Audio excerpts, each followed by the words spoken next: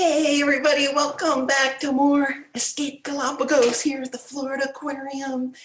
Oh, I'm so excited to get going. The action is picking up. So remember, you can send me questions at Twitter, Prager, or here on Facebook as I'm reading, and I'm going to get to a couple of those questions at the end of the reading today.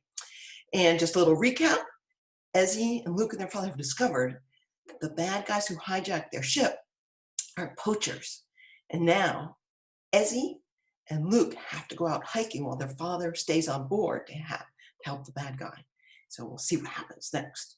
We're on chapter 13, Isabella Awakens. Breakfast began as a quiet affair. Ezzy didn't feel like talking and still wasn't very hungry. Then she thought of what lay ahead and knew she had to eat. She also had to set an example for Luke, who was sitting beside her, picking gloomily at his food. As he smothered a piece of toast with gobs of grape jelly and took a bite. She then ate some scrambled eggs and nudged her brother. "Eat something, Luke." "She's right," her father added. "You'll need energy for this morning's hike." Luke grimaced, but ate some cereal.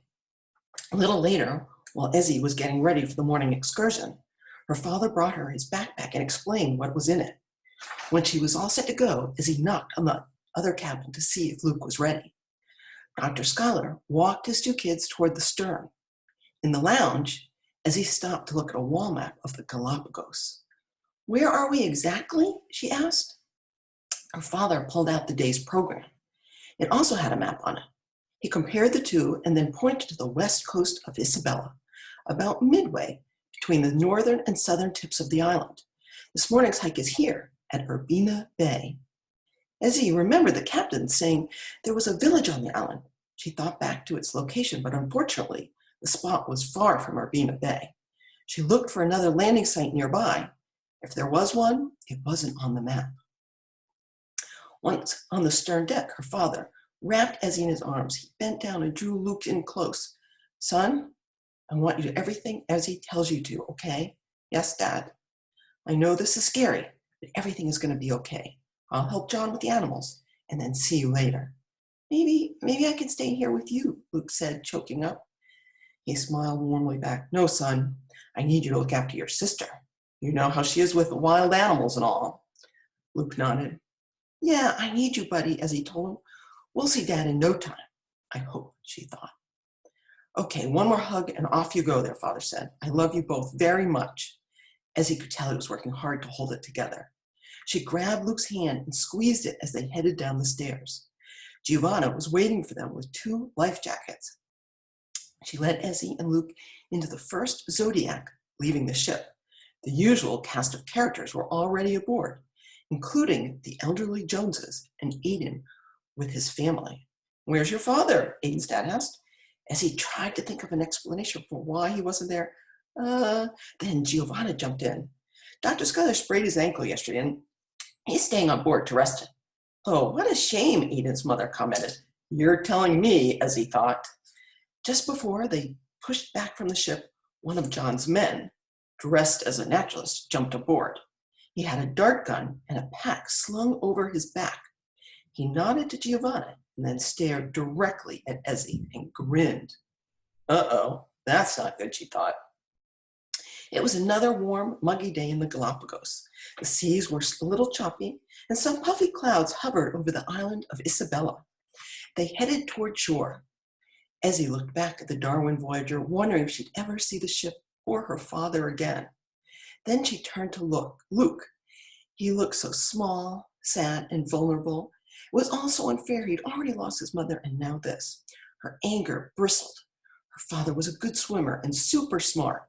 He'd find a way to get off the ship. Ezzy's job was to keep Luke safe. She had to do whatever it took to protect her little brother and get back together with her dad. Ezzy studied the island. The coast stretched for as far as she could see, both right and left. Dark, scraggly volcanic rocks lined the shore. In some places, sand had accumulated between the rocks, creating small beaches. Behind the shore, the island rose to a high ridge, blanketed by shrubs and small trees. In the distance were the silhouettes of several high volcanoes. The Zodiac began to slow as they approached a small black sand beach nestled between rocky outcroppings. It was a wet landing, meaning they had to take off their shoes and jump off the Zodiac into shallow water. The bad guy, dressed as a naturalist, jumped off first and stood on the beach watching as they disembarked. As he moved forward, as Luke went to the bow and swung his legs out of the boat, Giovanna helped him off. Ezzy handed her the mesh bag with their snorkeling gear and followed. Directed by Giovanna, the group headed to the dry sand and scattered dark rocks at the far left side of the beach. While everyone dried their feet and put on their hiking shoes, Giovanna collected the life jackets. As Ezzy handed hers over, she whispered, "I need to talk to you for a minute. It's important." Giovanna glanced at the man with the dart gun. His gaze was laser focused on the two of them. "Not now," she replied. "Okay, everyone ready to go? Leave your snorkeling gear here on the beach." With a small towel from her backpack, Ezzy quickly dried off her feet and put on her hiking sandals.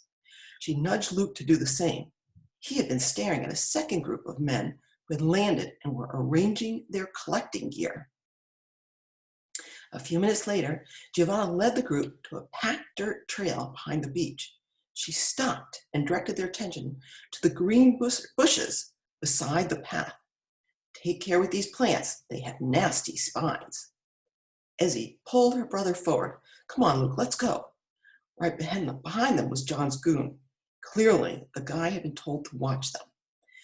The vegetation grew thick around the trail. As they walked, small birds flitted about in the surrounding tall grass, trees, and spiny bushes.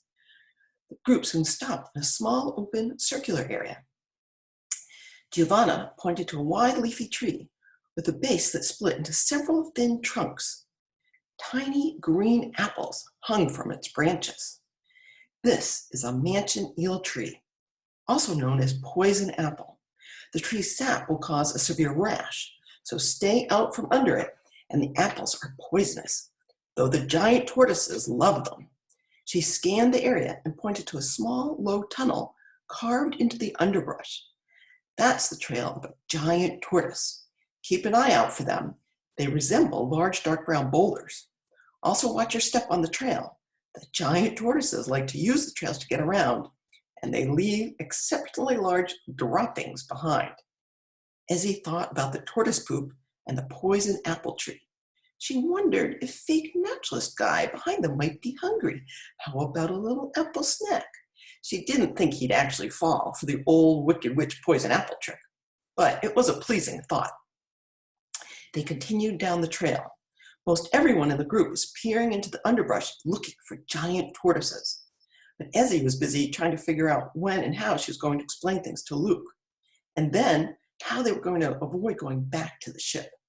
She was so distracted, she almost stepped on a giant fibrous tortoise turd. At least that's what Ezzy assumed it was. When the group stopped up ahead, she nearly plowed into Luke. "Sorry." "Large land iguana in the trail ahead," Giovanna announced. "Please walk quietly around it. They can be quite skittish. Notice how its color and shape differ from the marine iguanas. You'll also see numerous large holes in the dirt along the trail. Those are their burrows. They each have a specific territory within the area." People stopped to take photographs and then walked carefully around the iguana. Aiden squatted down and filmed with his GoPro. When it was Luke's turn, he hung back, waiting for Ezzy to go ahead of him. She didn't move. The land iguana was bright yellowish orange, over 2 feet long, with a big head, thick scaly skin, long tail, and muscular legs. Luke gave his sister a friendly shove. She still didn't budge. "Come on, sis, they're cool. You go first." "No, Ez," Luke said surprisingly strongly. "You go." She turned to him and shook her head. Ezzy was less nervous about walking around the large iguana than before, but still, it wasn't easy for her. She also wondered if Luke was planning on doing something. Lately, her shy little brother had become an all-too-daring wildlife warrior. The man behind them must have thought the same thing. "Get going." Ezzy crept cautiously forward, skirting around the iguana draped across the trail. Its beady eyes seemed to follow her, and out of its mouth slittered a pink forked tongue. Okay, that was creepy, she thought. Then Luke stepped forward. A stone sticking up at the trail seemed to catch his toe, and he stumbled down, landing with a thump right beside the iguana. It reacted instantly, scampering into the bushes. The big guy at the back swung his dart gun around.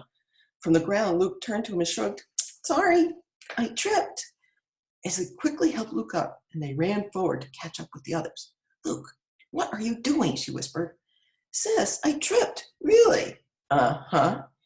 On the trail ahead, the group had again stopped. Giovanna was talking.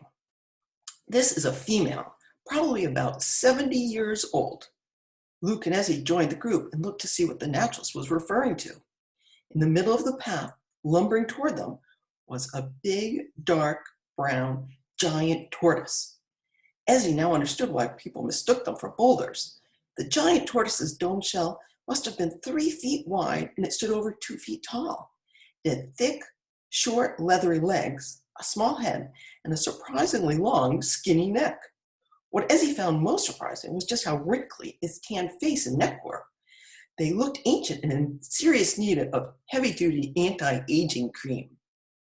Okay, take a photo and then quietly walk around.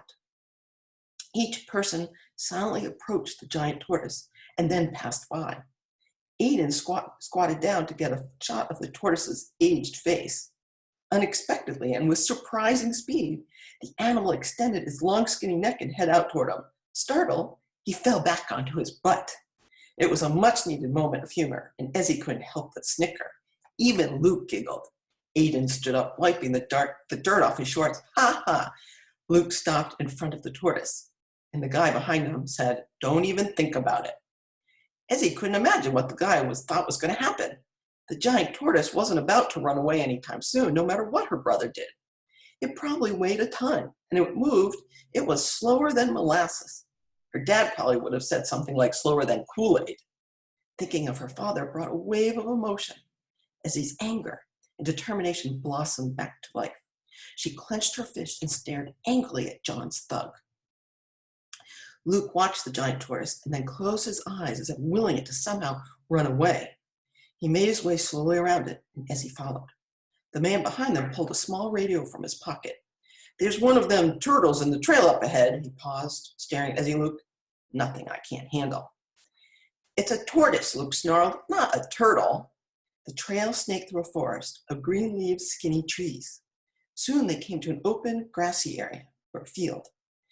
Giovanna stopped and pointed to numerous large brown humps in the grass. "The giant tortoises will stay down here this time of year and feed. During the cool season, they'll go up to the highlands. Let's take a water break before moving on." Pulling a bottle of water from her backpack, Ezzy handed it to Luke. "Hang on for a minute. I need to talk to Giovanna." She hoped the big guy wouldn't follow her, but of course he did. It looked like she wasn't going to get a chance to talk to the naturalist in private, but she still needed to speak with Luke alone. She spotted the elderly Joneses and had an idea. "Giovanna," Ezzy said loud enough for the bad guy to hear, "Luke needs to go, if you know what I mean." Luke stared at her curiously. She gave him what she hoped was the "just go along with me" look.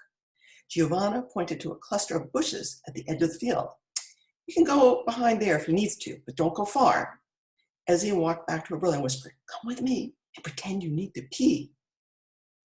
Luke crossed his legs and waddled around as they headed to the bushes. John's henchmen started to follow. "Hey, pal, bathroom break," Ezzy said sharply. "Give us a little space, would ya?" The guy eyed them like he was deciding what to do. "Make it quick." Ezzy guided Luke behind the bushes. "We need to talk. Don't say anything, just listen." As quickly and as calmly as she could, Ezzy explained what their father had told her to do, and that he planned to jump off the ship. Luke stayed silent and stared at his sister. He said, no matter what, we shouldn't go back to the ship. "Dad's going to jump off the ship?" She nodded. "What about everybody else? And the animals?" "I know, Luke. I want to help them too, but right now, it's you I'm worried about." "Where are we going to go or hide?" "I don't know yet, but keep your eyes open and be ready to run if I say so." Luke nodded as he hugged him. "We can do this, buddy." "Hey, what's going on back there?" yelled the man. They walked out from behind the bushes, and Ezzy said, "Geez, can't a kid have a little privacy?" By now, the other passengers in the group knew something was up, and that the man with them wasn't just another naturalist with the park. Aiden stared questioningly at Ezzy, and Grandma Jones asked, "Is everything okay, kids?" "Yeah, we're okay," Ezzy replied. Then, as innocently as possible, she turned to Giovanna. "Hey, are there like any other visitor sites near here?" The naturalist paused. "I'd say the closest is Tagus Cove to the north. By water, it's not that far." As she spoke, a rustling in the trees drew everybody's attention. A flurry of small birds flew out and took to the sky. From the bushes came a scuttling sound. Two large land iguanas scampered across the trail ahead. "What's going on?" Aiden asked, readying his camera. An instant later, the ground began to tremble, and a far-off deep rumbling sound echoed across the island. "What's that?" one of the Selfie twins asked. "Earthquake," offered Ezzy. The shaking stopped, and Giovanna glanced nervously toward the island's interior. "It's just a small earthquake. Happens sometimes around here. I'm sure it's nothing to worry about." Ezzy thought about what the captain had told her. What about volcanoes? Could one be about to erupt? Before Giovanna could answer, another earthquake hit. This time the ground shook more violently. Grandpa Jones grabbed his wife. The Selfie twins dropped their phones, and Aiden hit the start button on his GoPro. Ezzy held on to Luke. Once the ground was still again, Giovanna reached into her pocket where usually she carried a radio. It was empty now. She muttered something under her breath before saying, "Okay, I think we better head back to the beach. Follow me." The group turned around and headed back to the way they'd come. John's thug was the first to go. Ezzy and Luke purposely lagged behind and quickly lost sight of the group. Giovanna came back, jogging. "Everything okay here?" "We don't want to go back to the ship," as he told her. "My dad thinks these guys aren't going to just leave us all nice and happy once they've got their animals." "What does he think they're going to do?" Ezzy didn't want to spell it out for the naturalist, with Luke right there. "I'm not sure, but my dad's going to jump off the ship and swim in. He told us to hide or go to another landing site if we can. How far is that other place you mentioned?" "Tagus Cove. It's not far by ship, but I've never hiked there from here. I don't even know if there are any trails that way. Son, what about the others?" As he shook her head. "I don't know. What can we do?" The ground again trembled. "Yo, you back there," a deep voice shouted. "Get moving." They walked slowly toward the beach. Ezzy looked around desperately for a place to hide, but the vegetation around them was thick and impenetrable. The animals they'd seen before were gone. At the beach, things had changed, and not for the better. People were huddled in small groups, while two men loaded a sleeping iguana and a giant tortoise into a Zodiac. Three other men, including their goon hiking buddy, watched over the groups, dart guns at the ready. One of the preppy golf guys who'd hiked with them the day before lay on the ground. It looked like he had been darted. His buddy sat nearby, trying to wake him. The burly hijacker with the goatee had his dart gun trained on the group. "Guess the gig is up. No, we're not from the national park, but we're still going to take these animals. The sedative in the darts is made for them, but it will also knock you out. If you're lucky, you'll survive. But I wouldn't test it." Aiden was standing next to Ezzy. "You knew, didn't you?" She nodded. "They're holding my dad on the ship. He told us not to go back there, but to find a place to hide or run away." She's shaking her head. She added, "Dang, I think it may be too late for that now." Aiden stared angrily at the men with the guns. He then quietly palmed his small GoPro and flicked it on with his thumb. He inconspicuously aimed it at the poachers. The ground trembled again, and a radio in the goatee guy's other hand squawked. "Go Team 1, come in." In the crowd, the man put the radio to his ear. "Go Team 1, over." Ezzy couldn't hear what was being said, but the man hardly blinked. "Roger that." By now, the elderly Joneses were hugging and whispering to one another, as he hoped one of them wasn't going to faint or worse. Aiden's father, mother, and twin sister were huddled together. Giovanni and Jorge stood with the other passengers. "Well, folks," said Goatee Goon, "slight change in plans. Seems there's a little smoke coming from one of the nearby volcanoes, and it might bring some unwanted attention to the area. There'll be no time for your snorkeling," he snickered before continuing. "Instead, it'll be a quick trip back to the ship for all of you." He paused. "Well, except maybe you two ragamuffins," he pointed his gun at Luke and Ezzy. As he turned toward them, he stopped and stared at Aiden. "What the? In several long, swift, powerful strides, the man was standing in front of Aiden. Not smart, kid. Hand over the camera. We're going to collect them all later anyway, but I'll take yours now. Aiden didn't move. Son, do as the man says, his father urged. Aiden reached forward like he was going to give the guy the camera, but instead, he opened his hands and let it fall to the sand. Oops. The man scowled and muttered, kids. As he reached down to pick up the camera, Aiden lunged forward, tackling him. At the same time, he turned his head towards Ezzy and shouted, run! It's the end of chapter 13. We've got time for a little bit more. Chapter 14, Tortoise Tunnels. There was no time to think as he grabbed Luke's hand and sprinted for the trail. Get them, shouted the man on the ground. Their move to escape was so unexpected, the men were slow to react. It gave them a head start, as he hoped it would be enough. She whipped by an overhanging spiny branch and felt it slash her shoulder. She kept running, pulling Luke along. The trail was flat and easy to follow, but still, as he knew, they couldn't outrun John's men. They needed a place to hide, and fast. Then Luke skidded to a stop, yanking her hand and pulling her to a halt. There, he pointed to the giant tortoise trail that Giovanna had shown them earlier. It was a small, dark tunnel cut into the thick vegetation lining the trail. She knew exactly what he was thinking. You go first. Luke dove in and scurried into the tunnel. As he followed, praying she'd fit, with the backpack on, it was a tight squeeze. Branches scraped her legs and arms. Still, she crawled ahead. It got darker. She caught up to Luke and grabbed his foot, whispering, stop and stay still. Don't make a sound. As he reached back and fluffed up some dead leaves in the tunnel to cover their trail. Seconds later, she heard footsteps pound by on the path. They held their breath and stayed on their hands and knees. It was hot and stuffy in the tortoise tunnel, and Ezzy was sure she was kneeling on a giant tortoise turd. Eventually, after what seemed like a really long time, but was probably just a few minutes, she heard the men come back and pass by. After that, they waited for as long as they could stand it before crawling out of the tunnel. Ezzy greedily breathed in the fresh air and scraped the tortoise poop off her knees. Yuck! Luke turned back toward the beach. Can we maybe go back and see what's going on? Ezzy wanted to go back, but then again, she didn't. Truthfully, she wasn't sure what to do or where to go. Curiosity and indecision and Luke went out, and they crept cautiously back to where the trail opened up onto the beach.